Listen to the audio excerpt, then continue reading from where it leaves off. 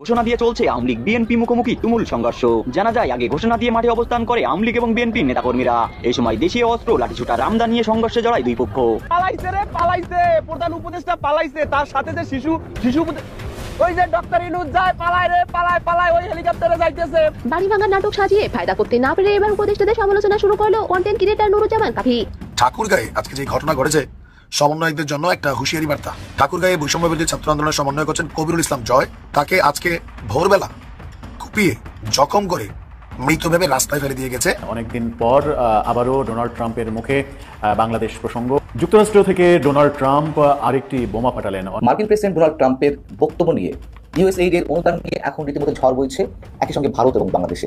বড় ভাইয়ের সাথে কথা বলছি, বুঝছেন, এখন হচ্ছে যে উনি পুরো বিষয়টা হচ্ছে যে ওভারলুক করে আমাকে একটা অ্যামাউন্ট বলছে, তো লাখ দশেকের কথা বললো। ঘোষণা দিয়ে চলছে আওয়ামী লীগ বিএনপি মুখোমুখি তুমুল সংঘর্ষ। জানা যায়, আগে ঘোষণা দিয়ে মাঠে অবস্থান করে আওয়ামী লীগ এবং বিএনপির নেতাকর্মীরা।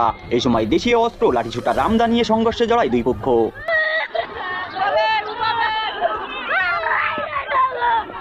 বিএনপি ক্ষমতা পাওয়ার আগেই শুরু হয়েছে প্রকাশ্য চাঁদাবাজি। গোপন ক্যামেরায় ধারণ করা ভিডিওতে দেখা গিয়েছে গাজীপুরের শ্রীপুরে জঙ্গি বেশে হাতে ধারালো অস্ত্র এবং মাইকিং করে চাঁদা তোলার ঘোষণা।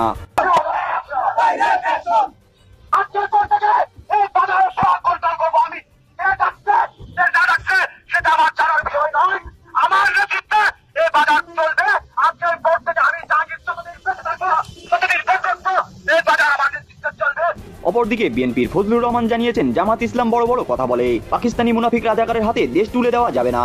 ছোট ছোট দাঁড়িয়ে একটা মার্কা আছে, মার্কাটা কি জানেন?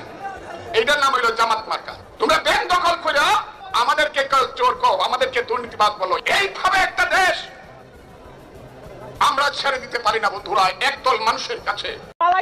পালাইছে প্রধান উপদেষ্টা পালাইছে, তার সাথে যে শিশু ওই যে ডক্টর ইনুজ যায়, পালায় রে পালায় ওই হেলিকপ্টারে যাইতেছে। বাড়ি ভাঙার নাটক সাজিয়ে ফায়দা করতে না পেরে এবার উপদেষ্টাদের সমালোচনা শুরু করলো কন্টেন্ট ক্রিয়েটর নুরুজ্জামান কাফি। বেশ কিছুদিন ধরে আলোচনার কেন্দ্রবিন্দুতে ছিলেন এই জনপ্রিয় কন্টেন্ট ক্রিয়েটর। বইমেলায় মেয়ে কাণ্ডের পরে শুরু হয় তাকে নিয়ে সমালোচনা। এমন সমালোচনার মুখে জানা যায়, কাফির গ্রামের বাড়িতে অগ্নিসংযোগের ঘটনা ঘটেছে। সেই সময় কাফি দাবি করে এটা নিশ্চয়ই আওয়ামী লীগের কাজ, তাই 7 দিনের মধ্যে সরকার যেন তার বাড়ি পুনরায় নির্মাণ করে দেয়, তা না হলে তিনি নিজেই সরকার হয়ে যাবেন। 7 দিনের ভিতরে আমার এই পুরো বাড়ি ছড়ায় যদি কোনো বাড়ি গঠন করার কার্যক্রম হাতে না নেওয়া হয়, আমি একাই রাজপথে লড়বো, আমি একাই রাজপথে আন্দোলন করবো। এবার সামাজিক যোগাযোগ মাধ্যমে কাফির আরেকটি ভিডিও ভাইরাল হয়েছে, যেখানে সরকারকে ব্যঙ্গ করে কথা বলতে দেখা যায় তাকে। তবে নেটিজেনদের দাবি, বাড়ি না পেয়ে মাথা খারাপ হয়ে গেছে কাফির। প্রাণ ধরলাম আর ভাল লাগে না ভাই, আর ভাল লাগে না। বলছিলাম যুক্তরাষ্ট্রের প্রেসিডেন্ট ডোনাল্ড ট্রাম্পের কথা। ডোনাল্ড ট্রাম্প বাংলাদেশের রাজনৈতিক যে কাঠামো, সেই কাঠামোকে শক্তিশালী করার জন্য $29 মিলিয়ন ইউএসএড দিয়েছিল এবং একটা নাম সর্বস্ব কোম্পানিকে দিয়েছিল, যাদের কোনো খ্যাতি নেই, নাম নেই, যশ নেই, এবং যে প্রতিষ্ঠান বলতে একটা এনজিওকে দিয়েছিল, সেই এনজিওতে মাত্র 2 জন মানুষ কাজ করে। এই চাঞ্চল্যকর তথ্যটি ডোনাল্ড ট্রাম্প নিজেই, যুক্তরাষ্ট্রের প্রেসিডেন্ট নিজেই ফাঁস করে দিয়েছেন। এখন পর্যন্ত তিনি সরাসরি সেই প্রতিষ্ঠানের নাম এবং ব্যক্তির নাম বলেননি। কি বললেন ডোনাল্ড ট্রাম্প? তার ফলে উদ্ভূত পরিস্থিতি কোন দিকে যাবে তিনি বললেন, তারা $29 মিলিয়ন, 350 কোটি টাকারও বেশি যেটি পেয়েছে, তারা একটা চেক পেয়েছে। আপনারা চিন্তা করতে পারেন, ধরেন আপনার একটা ছোট ফার্ম আছে, আপনি এখান থেকে $10,000, ওখান থেকে $10,000 এমন করে হয়তো পেতেন, আর তারপর আপনারা যুক্তরাষ্ট্র সরকারের কাছ থেকে একেবারে $29 মিলিয়ন পেয়ে গেলেন, অথচ সেই প্রতিষ্ঠানটিতে কাজ করে মাত্র 2 জন ব্যক্তি। এই কথাটি ডোনাল্ড ট্রাম্প তার ভাষণে যেটি বলেছেন, সেই ভাষণের বাংলা অর্থ করলে সেটি দাঁড়ায়। এরপর তিনি বলেছেন, মাত্র 2 জন মানুষ, আমার তো মনে হয় তারা এখন খুবই খুশি, তারা বিরাট ধনী হয়ে গেছে।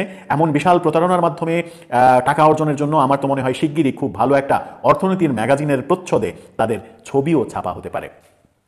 তিনি কটাক্ষ করে বলেছেন এই দুজনকে উদ্দেশ্য করে, যে হঠাৎ করে $10,000 একটা প্রতিষ্ঠান, সেটি যখন $29 মিলিয়ন পেয়ে যায়, এবং সেটা বাংলাদেশের রাজনৈতিক খাতকে শক্তিশালী করার জন্য, সেই ফান্ডে বাংলাদেশের রাজনৈতিক কাঠামো শক্তিশালী করার জন্য এনজিও কি ভূমিকা পালন করবে, এনজিওর কি দায় এমন যে বাংলাদেশের রাজনৈতিক কাঠামো শক্তিশালী করতে হবে? তার মানে এই 350 কোটি টাকা নিয়ে লোপাট করে দেওয়া হয়েছে, নাকি এই 350 কোটি টাকা ভাগ বাটোয়ারা হয়েছে? অনেকে বলছেন, বিতর্কের শুরুটা এখান থেকেই, ডোনাল্ড ট্রাম্পের এই কথার সুর ধরে বিশেষ করে আওয়ামী লীগ সমর্থিত যারা, তারা বলার চেষ্টা করছেন যে এই টাকাটা শেখ হাসিনা সরকারের বিরুদ্ধে ব্যবহার করা হয়েছে, শেখ হাসিনা সরকারকে উৎখাত করতে এই টাকাটা ব্যবহার করা হয়েছে। এছাড়াও বিপুল পরিমাণ অর্থ বিভিন্ন জায়গা থেকে এসেছে, এমন আলোচনা চতুর্দিকে চলছে। আসলে কি সত্যি শেখ হাসিনা সরকারের পতনের পেছনে কি এই 350 কোটি টাকা ব্যয় করা হয়েছে? ডোনাল্ড ট্রাম্প যেভাবে কটাক্ষ করে বললেন যে 2 জন ব্যক্তি মাত্র কাজ করে, একটা এনজিওতে মাত্র 2 জন ব্যক্তি কাজ করে, চিন্তা করা যায় সেটি কি এনজিও হওয়ার কথা? এনজিওর কাঠামোতে সেটি কোনোভাবে এনজিও হওয়ার কথা নয় যদি সেখানে মাত্র 2 জন লোক কাজ করে, কারণ তার নিবন্ধন এনজিও হিসেবে সার্টিফিকেট পাওয়ারই কথা নয়, এনজিও হিসেবে তার নিবন্ধনই হবে না যদি সেখানে মাত্র 2 জন লোক কাজ করে। সেখানে সেরকম একটা প্রতিষ্ঠানের কথা ডোনাল্ড ট্রাম্প বললেন যেখানে মাত্র 2 জন লোক কাজ করেন এবং তারা অখ্যাত একটা কোম্পানি, যাদের পূর্ব অভিজ্ঞতা নেই, যাদের কোনো নাম যশ নেই, খ্যাতি নেই, বড় কাজ করার অভিজ্ঞতা নেই, সর্বোচ্চ $10,000 কাজ করার অভিজ্ঞতা রয়েছে। সেই কোম্পানিকে ইউএসএইড বাইডেন প্রশাসনের হয়ে ইউএসএইডের মাধ্যমে $29 মিলিয়ন দেওয়া হয়েছে, যে সহায়তাটা ডোনাল্ড ট্রাম্প এসে পরবর্তীতে দেওয়ার জন্য বাতিল করে দিয়েছেন। পরবর্তীতে আবারও দেওয়ার কথা ছিল, এই সহায়তা তিনি বাতিল করে দিয়েছেন। বাতিল করে দেওয়ার কারণ হচ্ছে তিনি বলেছেন যে আমার দেশের ভ্যাট ট্যাক্সের অর্জিত টাকা অন্য দেশের রাজনীতি, গণতন্ত্র এগুলো উদ্ধার করতে আমি কেন ব্যয় করব, সেই কারণে তিনি সেটা বাতিল করে দিয়েছেন। বাতিল করে দিতেই পারেন, সেটা তার ইচ্ছা, তার খায়েশ, কিন্তু তিনি যে কথাটা বললেন, যে প্রতিষ্ঠানের কথা বললেন, আপনারা কি একটু ভেবে পাচ্ছেন সেই প্রতিষ্ঠানটা কোন প্রতিষ্ঠান? কোন প্রতিষ্ঠানে এরকম মাত্র 2 জন করে মানুষ কাজ করে? কোন প্রতিষ্ঠানের সঙ্গে আমেরিকা এবং ইউএসএ এর খুব ভালো সম্পর্ক থাকতে পারে? সম্ভবত একটু মাথা ঘামালে ব্যাপারটা পরিষ্কার হয়ে যাবে। ডোনাল্ড ট্রাম্পের এই ভাষণের পরে হয়তো 2-1 দিনের মধ্যে এটা নিয়ে প্রকাশ্যে লেখালেখিও শুরু হবে। একটু ভাবুন, ভেবে যদি কুল কেনারা করতে পারেন তাহলে আমাদের কমেন্ট বক্সে জানাতে পারেন।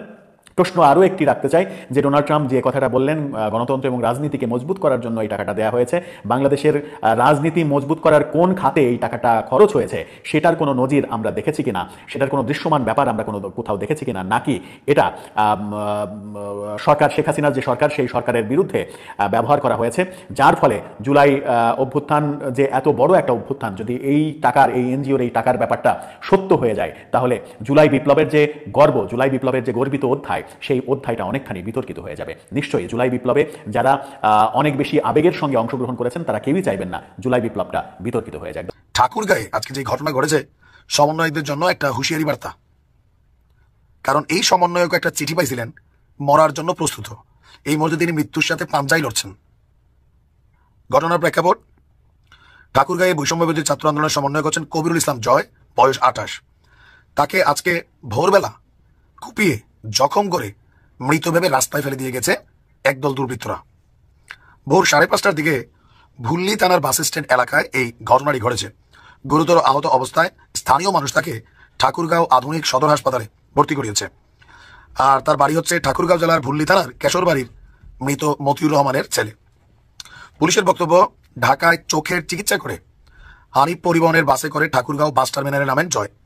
সেখান থেকে অটোরিকশায় করে বাড়ি ফেরার পথে আগে থেকে ওত পেতে থাকা 2টি মোটরসাইকেলে হঠাৎ করে দুর্বৃত্তরা আসে, কোনো বলা নেই, কথা নেই, তার উপরে তারা চাপাতি দিয়া মোটামুটি তাকে জখম করে যতটুকু দরকার, আর এলোপাতারিক উপায় মারধরও করছে।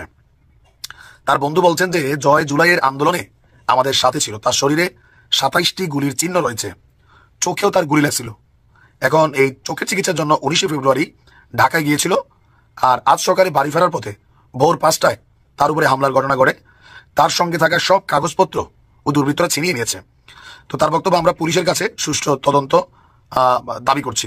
আর যিনি আহত হয়েছেন তার বক্তব্য হচ্ছে, তিনি বাড়ি ফেরার পথে রাত 2টার দিকে একজন তারে ফোন করে জানতে চায় তিনি কোথায় আছেন। তো তিনি বলছেন যে আমি তো ভাই ঢাকা আছি, তো বলতেছে জরুরি কাজ ছিল, কখন ফিরবেন?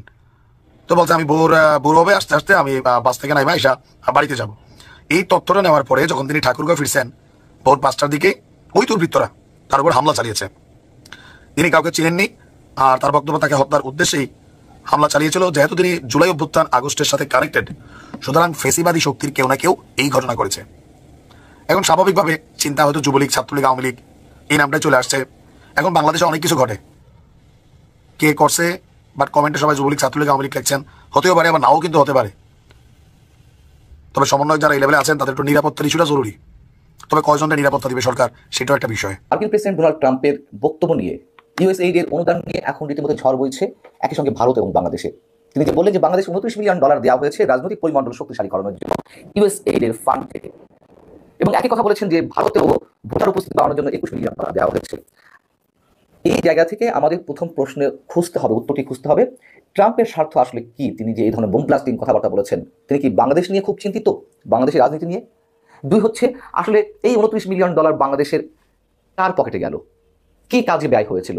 3 হচ্ছে, ভারতের জন্য যে $21 মিলিয়ন দেওয়া হয়েছিল সেই টাকাটি কি আসলে ভারতে গিয়েছিল, নাকি এখানে কোনো ধরনের ওভারল্যাপিং হচ্ছে অথবা কোনো ধরনের বিভ্রান্তি তৈরি হচ্ছে? প্রথম প্রশ্নের উত্তর হচ্ছে, ডোনাল্ড ট্রাম্প অন্তত এই অর্থকে কেন্দ্র করে বাংলাদেশের রাজনীতি নিয়ে খুব বেশি চিন্তিত নন। তিনি তার দেশের অবস্থা